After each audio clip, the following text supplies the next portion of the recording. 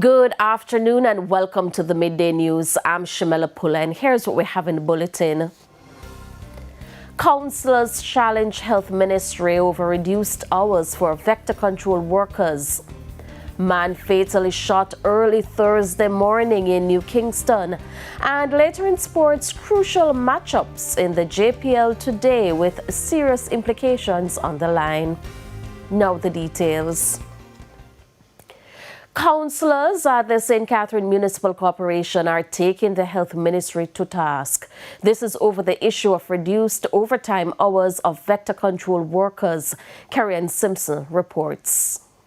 Councillors at the St. Catherine Municipal Corporation are up in arms over the reduction of overtime hours for vector control workers. At last Thursday's sitting of the Public Health and Sanitation Committee, councillors raised concerns after the parish's fogging schedule was issued. Councillor for the Waterford Division, Dr. Fenley Douglas, has described the reduction as extremely disappointing. If you're looking at the schedule here, you would have seen several days within the month that there is no activity at all for the schedule. Now, the health officer explained that those days would be days that drivers and other personnel would be working and they would be paid overtime. But from my understanding of the explanation, no monies were set aside for these persons to be paid overtime, or they don't know how they will be paid. Hence, the days are left blank. Following the government's implementation of the extra hours policy, workers are now allowed 15 hours of overtime per week. However, councillors contend the decision has left some communities disadvantaged. Since the implementation of the extra hours policy, yes, we have done all that we can.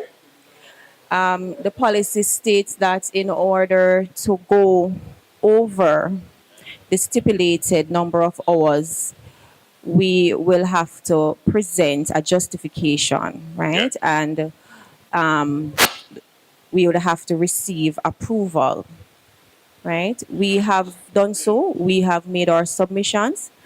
And until that approval is given, we are unable to fill those blank days.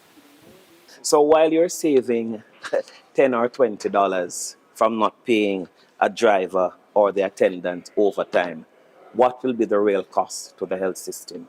I use this medium to call on the Minister of Health, who is also a member of Parliament in this parish, to look at the schedule to make sure that our people are in a position to which they are safe.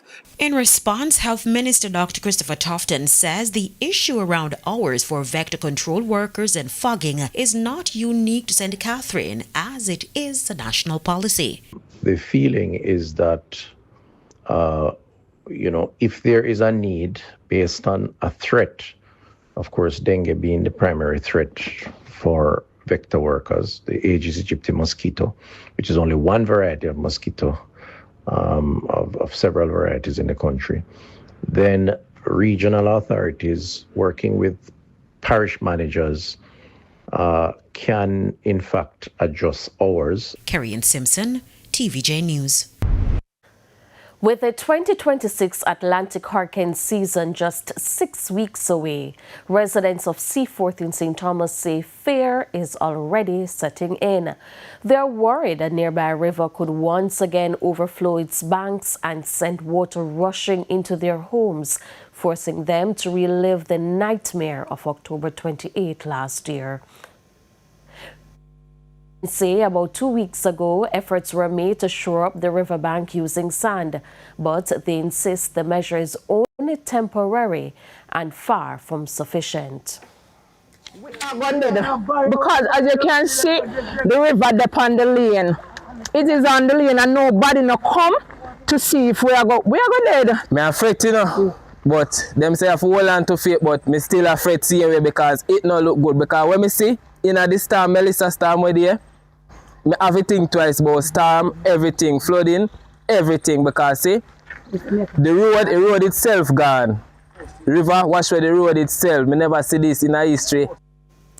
Residents say they have been made repeated attempts to contact their member of parliament, but so far those efforts have been unsuccessful. Now, they're making an urgent appeal for help, warning that without stronger, more permanent reinforcement of the riverbank, even moderate rainfall could wash away the temporary work, leaving their homes exposed and their safety at serious risk. Farmers in northwest St. Anne could soon see some relief with the construction of a water harvesting and storage pond expected to support agricultural production. The project is also aimed at easing the strain during dry periods and times of drought. Alerts. For several years, farmers from the Muirhouse community have been grappling with the effects of having the nearby Discovery bauxite facility in the area. It continues to strip away fertile topsoil, making farmlands harder to cultivate with dust settling on crops. But the most pressing concern remains the disruption of natural water flows and contamination of irrigation sources. It is why Discovery Bauxite, in partnership with the Rural Agricultural Development Authority RADA, is set to construct a water harvesting and storage pond in the community aimed at boosting agricultural production. Farmers welcomed the initiative, noting it will be a game changer for their operations. We have a mining land, so the line kind of drain. So as the rainfall comes, it drain out fast. Moving up to the summer, the first quarter don't bad, but the second quarter in the year, so you have a lot of dry. So when every time we have this now, it will boost production for us. Communities of Woodland, Box and Button, Jacob, Sheepen, Middle Boxon and Kensington are also set to benefit from the storage pond. Speaking at the groundbreaking ceremony, Public Relations Superintendent for Noranda Aluminum, Kent Cllrs, says he's pleased that the project was able to begin within the planned 2-year timeline. When we decided to start a project for this location some time ago, some persons did not even believe that it would have been starting now because the land was being prepared for planting. But you remember Parliament has been riding hard to get it done. She has been riding hard to get it done, and we're here now. State Minister for Agriculture, Fisheries and Mining, Franklin Witter, alongside Member of Parliament for Northwest St. Anne, Krista Lee, says the project represents a step in the right direction toward improving food security amid rising global tensions affecting food systems worldwide. I want to say there are so many things that can be done in these farming communities if we only keep our farmers group active and working together. You hear unity strength? You can achieve much more as farmers if you stick to your group and work together. And that is what it is about. And today is a living testimony of that. It is a very, very serious time now right across the world. You see what is happening in respect of the wars. You see what happened previously a couple of years ago with COVID. So things and times are changing. Now we have the whole issue of climate change, and we have to deal with the adaptation. Aliyah Bryant, TVJ News.